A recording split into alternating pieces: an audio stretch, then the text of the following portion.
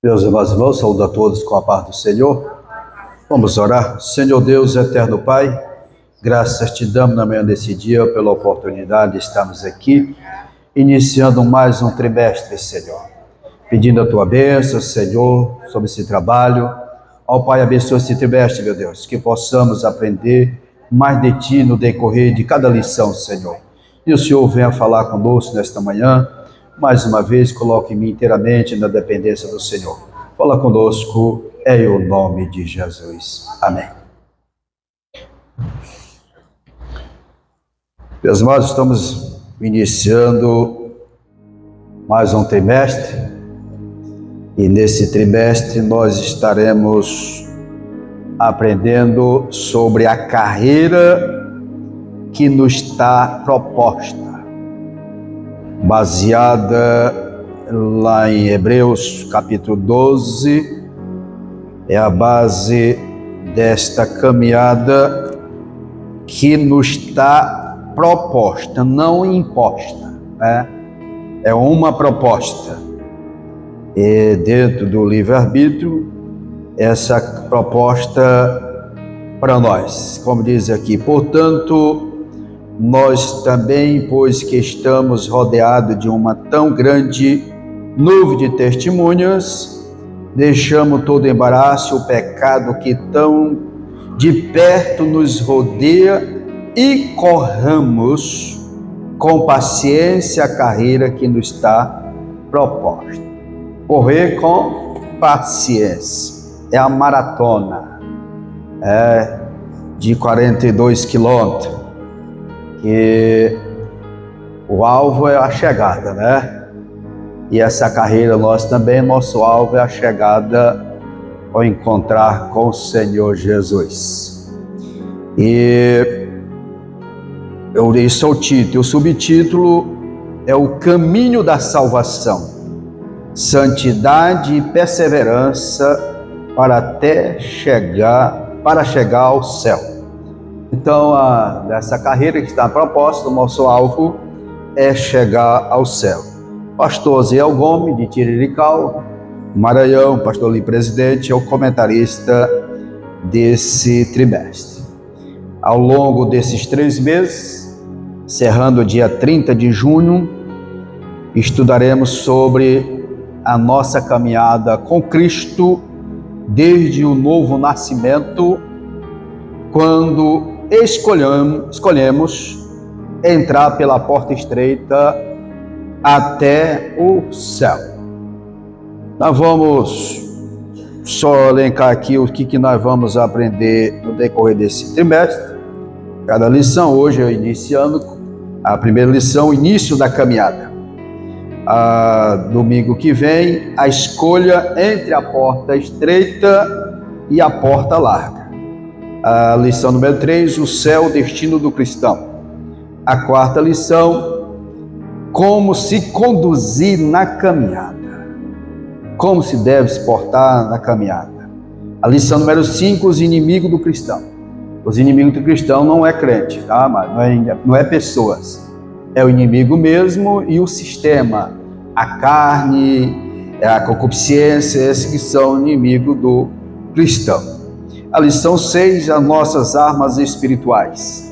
A lição 7, o perigo da murmuração.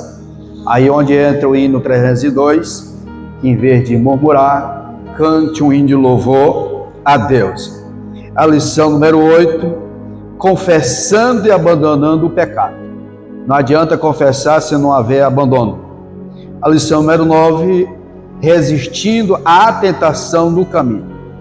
A lição número 10, desenvolvendo uma consciência de santidade.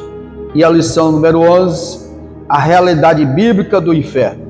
Tem alguém que acha que a utopia é conto, mas o inferno ele é real. E a lição número 12, a bendita esperança, a marca do cristão. A esperança, a bendita esperança é a nossa força motivadora para nós, da nossa vida. E por último, a lição número 13, a cidade celestial.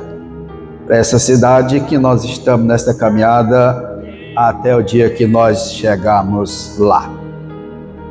A lição de hoje é o início da caminhada. Nós observamos que a leitura bíblica em classe, ela nos apresenta a conversa de Jesus com Nicodemos. E aqui nesse texto está contido aqui um valioso ensino acerca do novo nascimento, que está incluso, engloba a regeneração, a justificação e a santificação. Apesar de que a santificação, a princípio, ela é posicional e ela se torna gradativamente crescente na nossa caminhada. Quem era Nicodemos? Ele era fariseu e uma autoridade, um príncipe entre os judeus. E era membro do Sinédrio, e o seu nome significa vitória do povo. E aqui essa palavra dele era autoridade, ele era, como eu falei, membro do Sinédrio. E não, como alguns imaginam, que ele fosse um sacerdote, não. Ele, segundo o Talmud, ele é considerado o quarto homem mais rico de Jerusalém da época. E ele era considerado um discípulo de Jesus. O que nós aprendemos? Que independente do poder aquisitivo, ou mais abastado, menos abastado, precisa de encontrar com Jesus, né? E ele foi ter um encontro com Jesus. O encontro de Nicodemos com Jesus, este foi ter com Jesus de noite. Há muitas falas sobre isso, porque que ele foi ter com Jesus de noite. Alguns dizem que talvez fosse um medo de alguém ser visto por alguém. Outros dizem porque à noite o clima era melhor e à noite tinha mais tempo para conversar. Diz que os mestres se encontravam mais à noite porque tinha mais tempo devido à multidão que cercava Jesus. Não poderia ter uma reunião particular. Mas ele, ao chamar Jesus de Rabi e dizer que ele vinha de Deus por causa dos feitos, dos milagres que o Senhor Jesus fazia, ele demonstra aqui respeito e certeza de que Jesus era, no mínimo, um profeta do Altíssimo. No mínimo, ele seria um profeta. No entendimento de Nicodemo, quando ele reconhece que ele vinha de Deus. Já o fato dele falar em plural, bem sabemos que és mestre, aqui sugere que poderia estar representando o Sinédrio. Estava representando alguém, devido a essa expressão. E aqui nós vemos no versículo 3 e 4, Jesus, Nicodemos e o novo nascimento. O mestre Jesus, ele foi direto, o que interessava. Ele não foi com muito arrodeio, não. Ele disse, na verdade, digo que aquele que não nascer de novo não pode ver o reino de Deus. Ele foi logo direto. Ele não, foi logo a conversa do Senhor Jesus. E Nicodemo chama o nascimento novo de segundo. Seria o segundo nascimento. Ele entende que Jesus falava de um nascimento da mesma natureza do primeiro, no entendimento dele, ignorando o sentido do segundo elemento da expressão nascer de novo. Nascer de novo, que só pode ser do alto, né? Conforme te vê lá em Mateus 27, 51, depois Marcos 15, 38, ou do alto ou de cima. E aqui, numa clara alusão, uma experiência sobrenatural, de necessário para ver o reino de Deus. Ou seja, necessário esse novo nascimento do alto ou de cima para ver o reino de Deus. Assim como a segunda morte é de uma natureza diferente da primeira, né? A diferença que a primeira é a física, o mesmo se aplica no segundo nascimento, o qual, inclusive, livra o ser humano da segunda morte. O segundo nascimento, ou nascer de novo, nos livra da segunda morte. Porque a segunda morte é a separação eterna de Deus. E a segunda morte, ela está registrada lá em Apocalipse, capítulo 2, Apocalipse, capítulo 2, e o versículo 11, que diz: quem tem ouvido, ouça o que o Espírito diz à igreja, o que vencer não receberá o dano da segunda morte. Ainda, vamos ver o que diz o Apocalipse, capítulo 20, e Apocalipse, capítulo 20, e o versículo 6, diz: bem-aventurado e santo aquele que tem parte na primeira ressurreição, e sobre este não tem poder a segunda morte, mas serão sacerdotes de Deus e de Cristo e reinarão com ele 1000 anos. E ainda o versículo 14 diz: e a morte e o inferno foram lançados no lago de fogo. Esta é a segunda morte. Então, quem nasce de novo, o novo nascimento, ele não tem participação na segunda morte. A necessidade de nascer da água e do Espírito. Jesus explica que o novo nascimento, ele é sobrenatural. Implica nascer da água e do Espírito.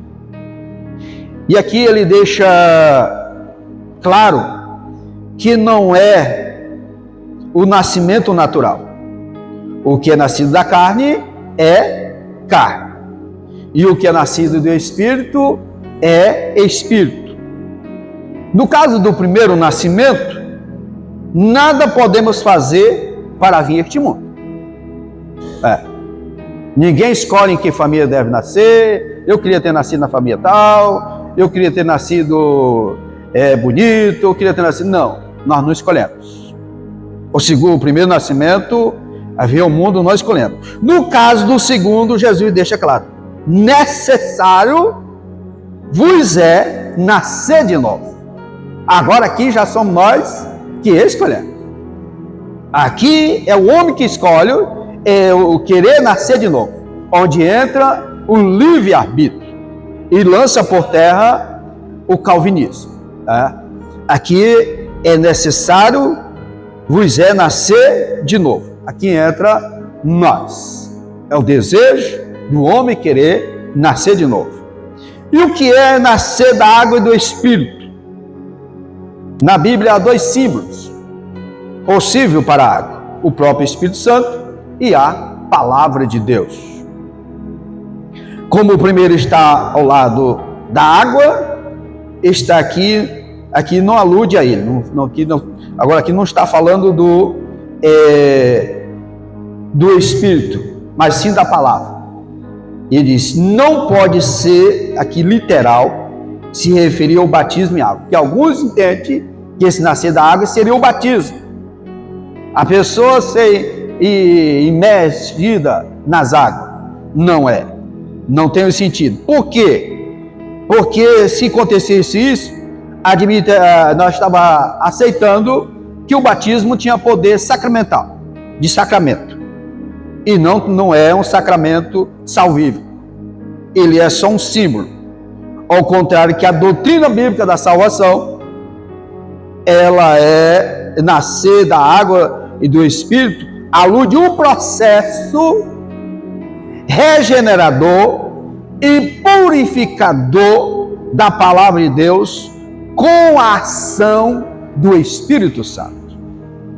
A palavra, ela tem o poder de purificar. O símbolo da água aqui é nesse sentido. E a ação do Espírito Santo de convencer o homem do pecado, da justiça.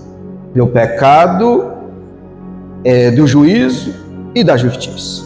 Da justiça e do juízo. Então, nós somos gerados de novo. Então, é nesse processo. Quem nasce novo passa a ter a vida controlada pelo Espírito. Observe que diz que o vento assopra onde quer. E ouve a sua voz, mas não sabe de onde vem e nem para onde vai. Assim é todo aquele que é nascido do Espírito. Por meio destas palavras, o Senhor aqui, ele enfatiza a soberania do Espírito Santo no novo nascimento.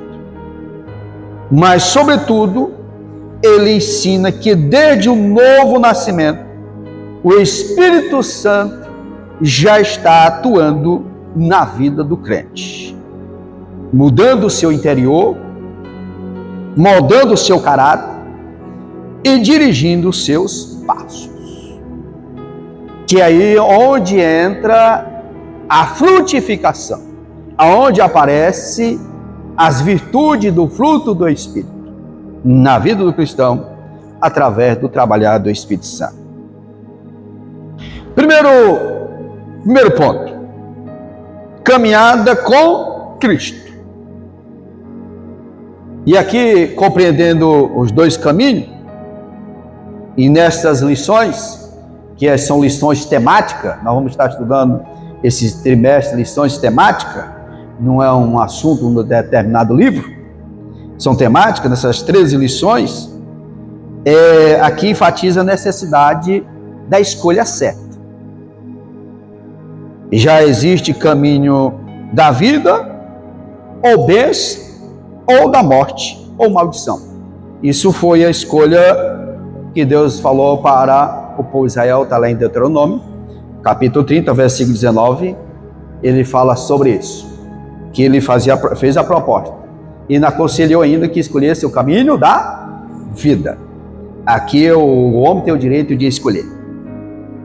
Tendo em mente o novo nascimento, devemos escolher entre trilhar um caminho sem qualquer ajuda do Espírito, ou seja, meramente humana, ou caminho dirigido pelo Espírito,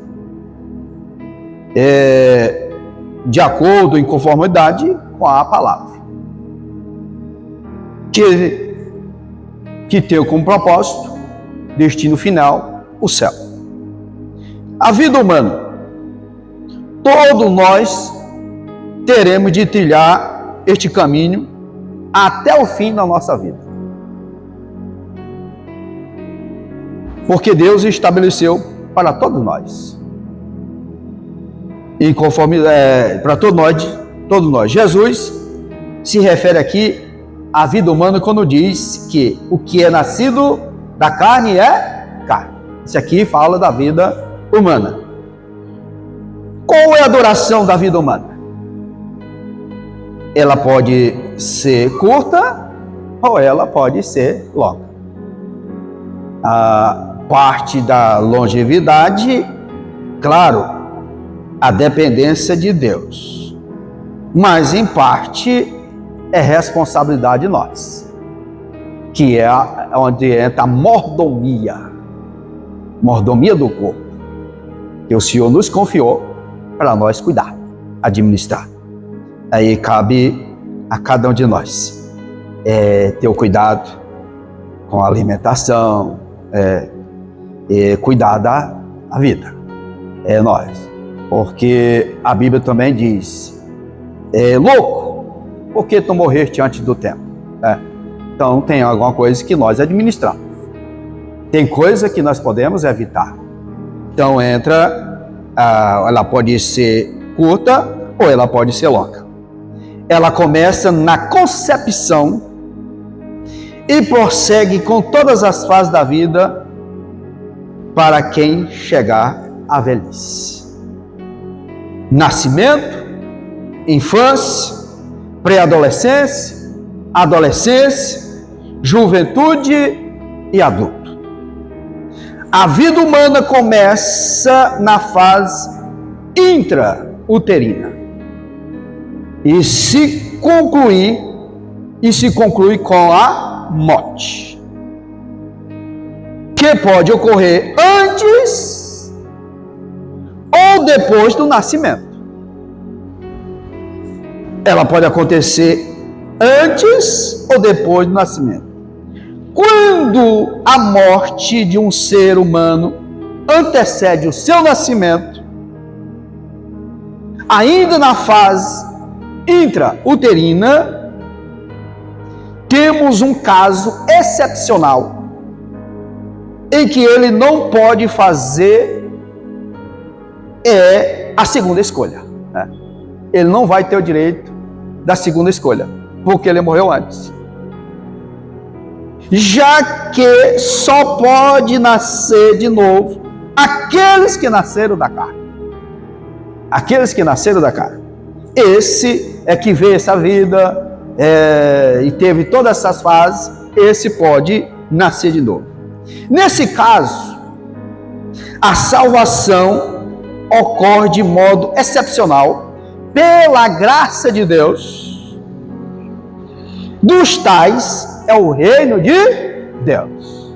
Ou seja, uma criança que ela não chegou a nascer, ela morreu no ventre da sua mãe, aqui ela faz parte do reino de Deus. Ela não veio essa baixa terra, não teve o direito de nascer da carne, mas faz parte do reino de Deus. Podemos ter a certeza de que os seres humanos mortos antes da idade, da razão, estão salvos? Sim, eles estão salvos. O período da imaturidade de uma criança, podemos afirmar que os seres humanos, dentro desta fase, estariam salvos em caso de morte. Por quê? Porque no trono branco, o julgamento de cada um dos ímpios se dará segundo as suas obras. Está lá em Apocalipse capítulo 20, versículo 12 e 13. No caso das crianças que morreram antes da idade da razão, como o Senhor as consideraria? Segundo as suas obras. Porque a criança não tem como ter obra, não tem razão, não sabe o que é certo e o que é errado. As crianças são tão puras, simples e humildes, que foram tomadas como exemplo dos verdadeiros convertidos. Jesus disse que não se tornar como modelos, não faz parte do reino de Deus. Então as crianças, ela tem esse privilégio de estar com o Senhor. Depois você pode ler Mateus capítulo 8, versículo 1 ao 4. Deus jamais condenará pessoas ao inferno de inferno de antemão, como de modo arbitrário. Deus não trabalha com arbitrariedade, visto que Ele não é um Deus cheio de ódio. Ele tem prazer, que tenha prazer em condenar o pecador. Não, Deus não tem esse prazer. Deus tem prazer na morte dos santos. O ímpio não. Um Deus cheio de misericórdia. Nós servimos esse Deus. Então, quantas crianças ela tem esse privilégio? Eu vi alguém um dia questionando sobre isso, uma criança ter nascido, e o que foi ver? Não, foi um dos mais privilegiados, que não passaram a conhecer a razão, o que é certo e o que é errado. Aí sim, porque todos nós, vamos ver aqui no decorrer, todos nascemos com a natureza pecaminosa, e ela se manifesta no momento quando a pessoa, ele sabe o que é certo e o que é errado. A vida com Cristo, o que é nascido carne é carne, e assim continuará até o dia da sua morte. Mas se for um servo do Senhor, sua jornada ela será diferente, pois o Senhor Jesus também afirma: o que é nascido do Espírito, ele é Espírito. O novo nascimento representa o quê? O início de uma nova história ou de um novo começo dentro da história da vida humana. Ou seja, em novidade de vida. O novo nascimento nos proporciona viver em novidade de vida. Primeiro, diz que nos tornamos uma nova criatura. As coisas velhas passaram, eis que tudo se fez novo. Quando nós olhamos lá para Romanos capítulo 6, versículo 4, diz que nós vivemos numa nova dimensão, uma novidade de vida. Capítulo 2, versículo 2, diz que somos transformados no nosso entendimento. E aí sabemos diferenciar, experimentar qual é a boa e perfeita vontade de Deus. Isso é novidade de vida. Observe que se Pedro não tivesse nascido de novo, ele continuaria a sua vida como um pescador em meio a muitos outros galileus. Entretanto, o Senhor mudou a sua história quando ele disse: agora em diante será pescadora de homens. Houve uma mudança na vida daquele homem, e foi o nascer de novo. E o novo nascimento nos proporciona 3 companhias, Três companheiros na nossa caminhada.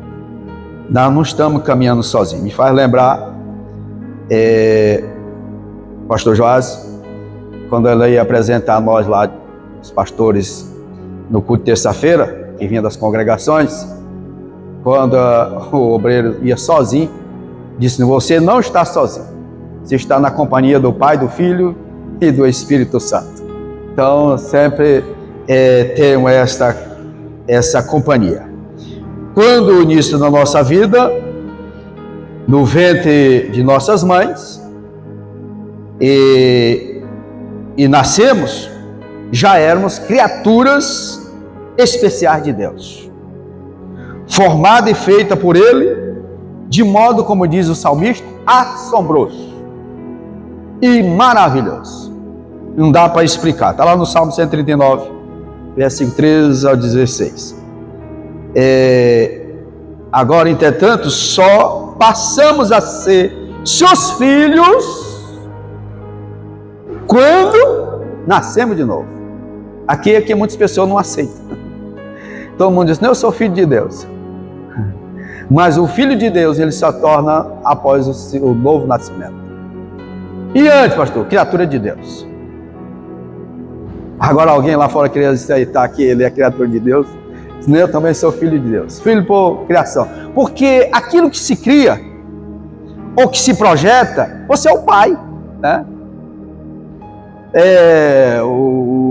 a descoberta científica, a pessoa descobriu, ele é o pai daquela descoberta.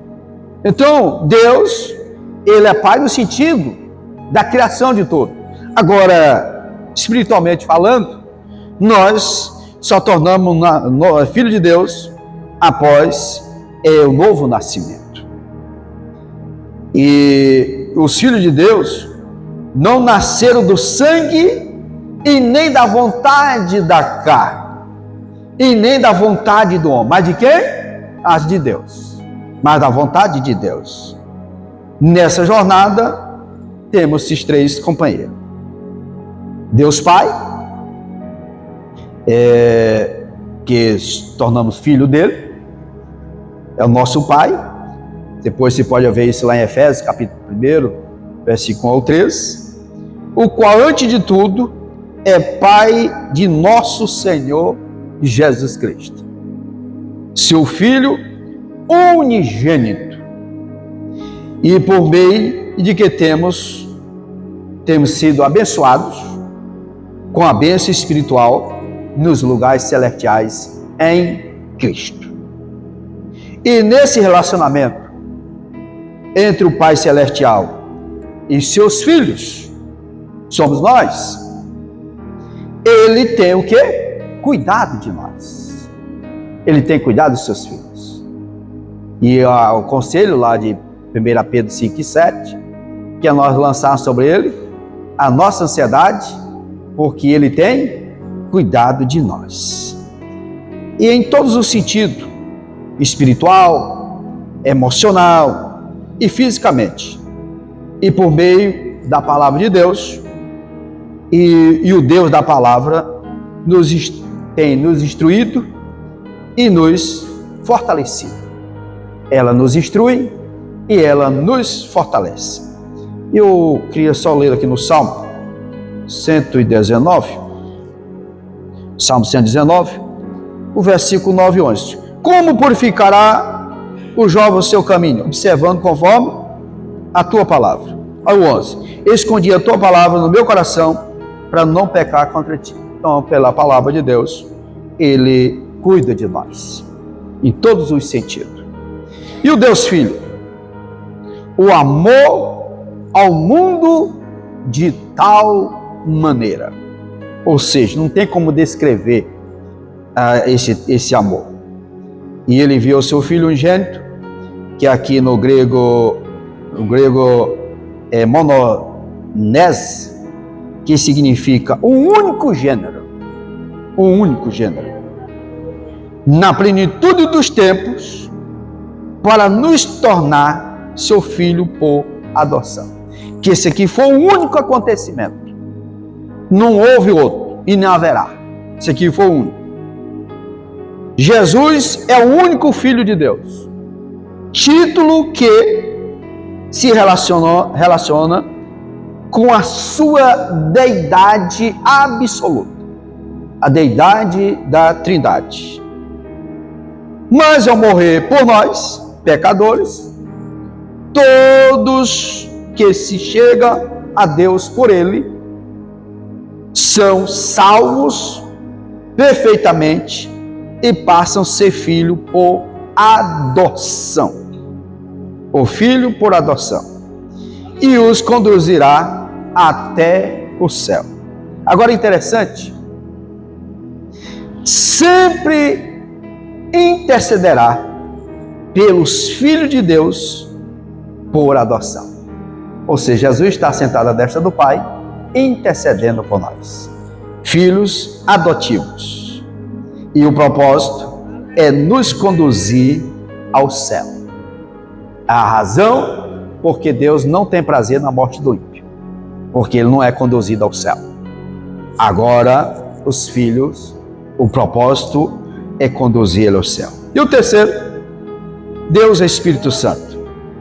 E aqui nós vimos que no plano salvífico e ao longo da caminhada cristã, vemos que cada pessoa da Trindade, ele tem seu papel distinto. Se o Deus Pai enviou seu Filho, e este se entregou por nós, consumando a obra do Pai, a obra que o Pai lhe outorgou. Jesus cumpriu com a missão que ele veio, para que o Espírito Santo fosse igualmente enviado para estar conosco e em nós. Ele está conosco e ele habita em nós. E qual é o papel do Espírito Santo? Observe que Jesus, ele veio ao mundo para nos dar a vida eterna. E o Espírito Santo veio para a igreja para nos dar a vida eterna. é por meio da terceira pessoa da Trindade que fomos incluídos a partir do novo nascimento no corpo de Cristo. O novo nascimento nos inseriu no corpo de Cristo. E quem fez isso? O papel do Espírito Santo. Porque ele nos convenceu que eram pecadores. Segundo, novo nascimento. Por que precisamos do novo nascimento? Todos os homens são pecadores. E o que implica estar afastado de Deus. Foi o que Paulo, escrevendo aos Romanos 3:23, que todos os pecados e destituídos estão da glória de Deus. E por um homem veio o pecado. Lá no capítulo 5:12 de Romanos. Diz que o nosso pecado fez separação entre Deus e o homem. Por isso, Nicodemos, embora não tenha entendido o sentido do novo nascimento, entendeu que todo homem precisa passar por essa experiência para ver o reino de Deus. Foi onde diz: como pode um homem nascer sendo velho? Foi o questionamento dele. Nascer de novo significa, como eu falei no início, nascer do alto ou de cima.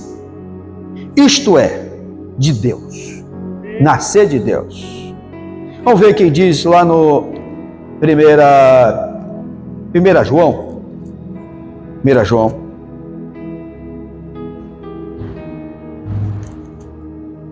João capítulo 3. Capítulo 3. E o versículo 9. Qualquer que é nascido de Deus não vive na prática do pecado, porque a sua semente permanece nele e não pode viver pecando, porque é nascido de Deus.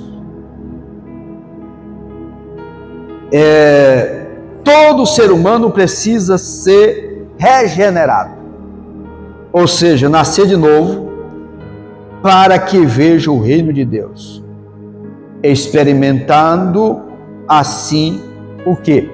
A ação do Espírito Santo em sua vida interior. Trabalhar do Espírito Santo na nossa vida interior. Depois você pode ler João, capítulo 20, versículo 22, o 15, de 1 ao 5. Então, a necessidade do nascimento de novo é para que ele possa ver o reino de Deus. Sem esse, não tem como. E aqui no segundo subponto diz: a religião não faz nascer de novo. A religião, ela não faz nascer de novo. Nicodemos, ele era o quê? Um religioso. E assim como os seus pares, todos os fariseus, conheciam as Escrituras. O que ele falava era para ver, o que lhe faltava para ver o reino de Deus, era o novo nascimento. Ele conhecia as Escrituras, mas não fazia parte do reino de Deus. Não adianta conhecer, não adianta se preocupar tanto com as tradições, se não tiver um novo nascimento. Eles tinham Jesus, os fariseus, porque lá em Mateus capítulo 12, quando Jesus expulsou o demônio, disse que ele tinha expulsado o demônio pelo próprio demônio, né? Aí Jesus, tá um negócio aí, o reino está dividido. Então o conceito deles de Jesus era esse. Mas é o que diz João 5, 39 e 40. Examinais as Escrituras, porque vós cuidais ter nelas a vida eterna, e são elas que de mim testificam. E não quereis vir a mim para ter de vida. Mas observa, os mestres judeus daquela época conheciam muito bem a palavra de Deus, mas não queriam reconhecer que Jesus é o Deus da palavra, ou a própria palavra encarnada. E o que aprendemos aqui? Que o conhecimento, mesmo bíblico, não pode salvar. Não pode salvar. É necessário atender o convite de Jesus. E qual foi o convite de Jesus? Vinde a mim. Vinde a mim, todos os cansados, sobrecarregados, oprimidos, e eu vos aliviarei. E encontrarei descanso para a vossa alma. Paulo, ele é um exemplo nesse sentido, pois ele conhecia a Bíblia. Ele estava na escola de Gamaliel. O Antigo Testamento eles conheciam como ninguém. Mas só nasceu de novo quando encontrou com Jesus. Enquanto o homem não tem um encontro com Jesus, ele não nasceu de novo. É necessário nascer de novo. É necessário ter um encontro com Jesus para ele ter um novo nascimento. O novo nascimento e o seu processo. Observamos que esse adjetivo novo tem a ver com o que é do céu, né? Não é aqui da terra, é do céu. Assim como a vida humana é um processo contínuo, desde a concepção até a morte, a nova vida com Cristo também é um processo. A pessoa nasce de Deus e continua vivendo em novidade de vida, mas existe um processo específico no novo nascimento, anterior à jornada do crente regenerado.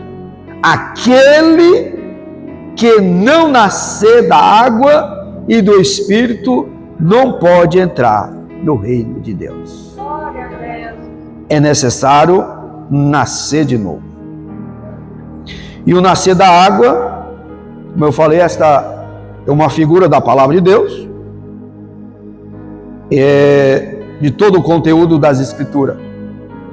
Para Nicodemo, representava o seu conhecimento da lei, à luz das palavras do verbo de Deus, o que precisava ser aplicado à sua vida por meio da ação do Espírito Santo. A partir do momento que ele cresce que Jesus é o Salvador do mundo, como ocorreu com a mulher samaritana e o pessoal lá de Samaria, houve uma mudança, uma transformação. Porque no momento que ela creu, ela largou tudo atrás e foi testificar. Depois os próprios, nós acreditamos, não porque tu falaste, porque nós vimos. Tiveram um encontro com o Senhor, nasceram de novo. A palavra, ela tem esse poder de ouvir e ela vai produzir fé em nós. E o Espírito Santo, ele nos convence. Agora que não pode faltar água. Sem água a pessoa morre, né, pastor Jair? Então é necessária água. A igreja só tem vida se ela tiver a palavra. Se ela tiver a palavra, automaticamente o Espírito Santo está no meio dela. Quando falta água, morre, vem a sequidão. definha. Então é necessário que haja água. E esta água, ela é necessária também para alcançarmos aqueles que estão lá fora. Talvez não venha entre as quatro paredes, é quando a igreja ela precisa ir até lá, levar essa água, água genuína, a palavra de Deus. O nascer do Espírito. Observe que alguns teólogos, que se considera estudiosos, que dizem que Jesus não se referia aqui ao Espírito Santo, e sim ao vento. Contradição, né? A pessoa estuda demais e fica doido. Como é que alguém pode nascer do vento? Não tem uma lógica nessa situação. Claro que está aqui pelo contexto e pela analogia que o Senhor Jesus cita o vento com uma analogia do Espírito Santo. E aqui, assim como o vento, ele é invisível e ao mesmo tempo perceptível, o Espírito Santo não pode ser visto, mas a sua ação é sentida, percebida, já que ele muda o nosso caráter e muda o nosso interior.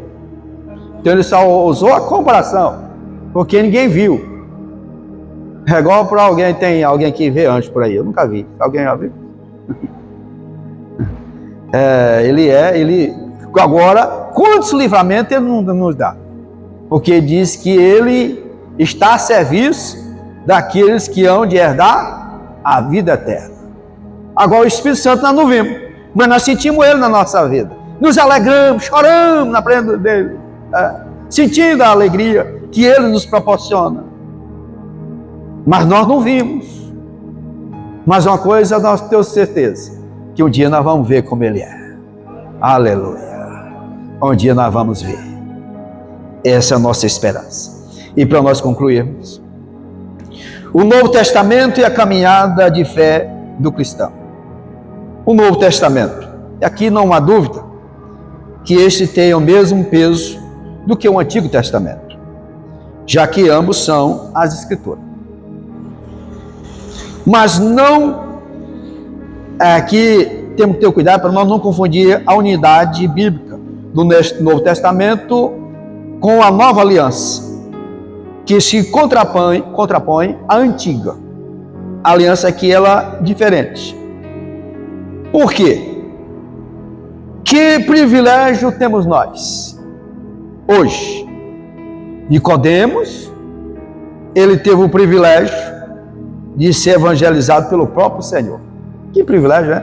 O próprio Senhor Jesus que evangelizou ele.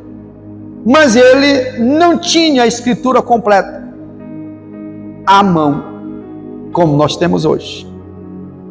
Mesmo tendo visto, ele não tinha a completa na mão, os 66 livros inspirados que é a Bíblia. Aqui, observe que somos ainda mais privilegiados do que ele. Mesmo não tendo visto Jesus em carne, como ele mesmo disse aos apóstolos incrédulos: por que me viste, Tomé? Creste. Agora ele diz: bem-aventurados os que não viram e creram. Então nós estamos acima de Tomé. Porque Tomé só creu porque viu. Mas nós estamos felizes, mais do que felizes, ou felicíssimos, são vós que não me viram, mas creram. Então nós somos mais privilegiados, porque não vimos, mas nós cremos no Senhor Jesus Cristo, como o único suficiente Salvador da nossa vida. Ter a Bíblia completa à mão em nossa jornada é a certeza de que o Espírito Santo está sempre presente, e é um privilégio ainda maior do que Nicodemos desfrutou. tema principal do Novo Testamento, como de toda a Bíblia, todo o tema principal é o Senhor Jesus. Ele é o centro de todas as Escrituras. Tanto do Antigo como do Novo Testamento, Jesus, pessoa bendita de Jesus, ele é o centro. Ele é o Salvador do mundo. Não tem outro, só Ele. Então, o tema central da Bíblia é o Senhor Jesus. E a importância do Novo Testamento na caminhada do cristão. Aqui, quando destacamos a importância da sua segunda unidade das Escrituras, aqui ninguém está desmerecendo o Antigo Testamento. Observe que o Antigo Testamento era a sombra de uma realidade. Tudo que era no Antigo Testamento era o tipo, o Novo Testamento o antitipo. Tudo convergia para o Senhor Jesus. Tudo falava dele. Então, a importância que tem o Antigo Testamento. Só temos um novo porque teve o Antigo.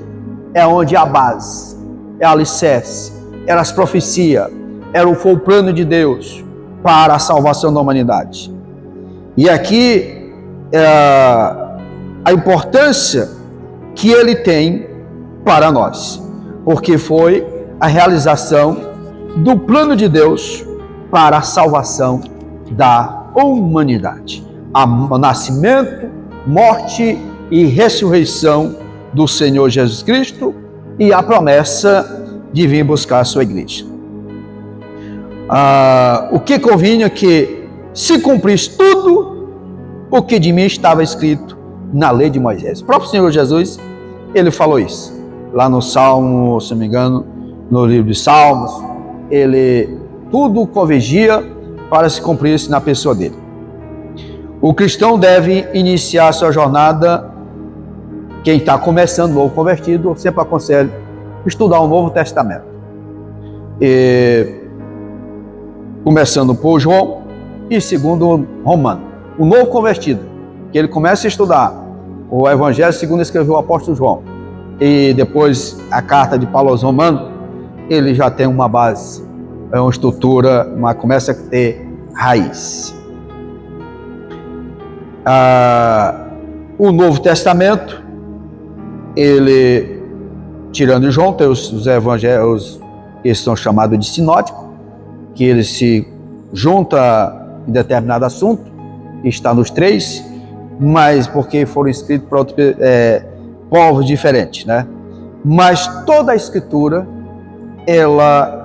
o propósito dela é para trazer a edificação da sua igreja.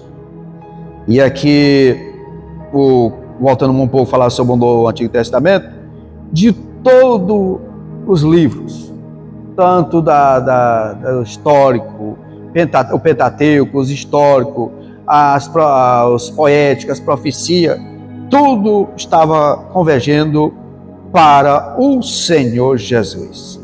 Então, o novo nascimento, nós que nascemos de novo, toda a Bíblia nós consideramos ela como inspiração de Deus, através do Espírito Santo. Toda ela é inspirada e proveitosa para nos corrigir, para nos redarguir, para nos ensinar. Toda a palavra do Senhor. Então, o novo nascimento, ele começa, mas ele precisa ter a continuidade.